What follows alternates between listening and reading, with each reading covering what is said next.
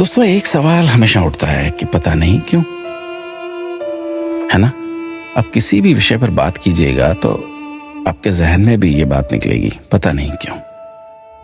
खाने को सादा दाल रोटी होती थी, लेकिन फिर भी किसी को खून की कमी नहीं होती थी, पता नहीं क्यों।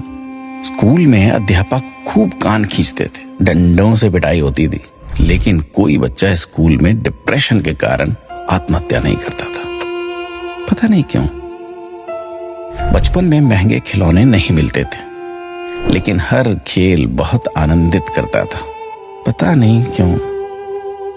घर कच्चे होते थे, कमरे कम होते थे, लेकिन माता पिता कभी वृद्धाश्रम नहीं जाते थे, पता नहीं क्यों। घर में गाय की, कुत्ते की, अतिथि की, मेहमानों की रोटियां बनती थी, फिर भी घर का बजट संतुलित रहता था।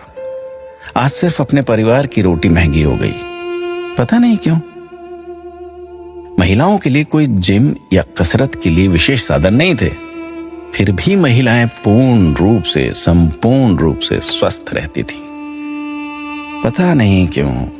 भाई भाई में, भाई बहनों में अनेक बार खूब झगड़ा होता था, आपस में कुटाई तक हो जाती थी, परंतु आपस में मन मुटाव कभी नहीं होता था, पता नहीं क्यों। परिवार बहुत बड़े होते थे, पड़ोसियों के बच्चे भी दिन भर खेलते थे, फिर भी घरों में ही शादियां होती थी, पता नहीं क्यों। माता पिता थोड़ी सी बात पर थप्पड़ मार देते थे, लेकिन उनका मान सम्मान कभी कम नहीं होता था, पता नहीं। ऐसे अनेक क्यों के सवाल दिल में उठ रहे हैं।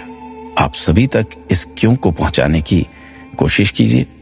शायद फिर से पहले जैसा सौहार्दपूर्ण वातावरण, आपसी प्रेम, एकता का माहौल बने। एक एक 11 होते हैं। अपना ख्याल रखिएगा।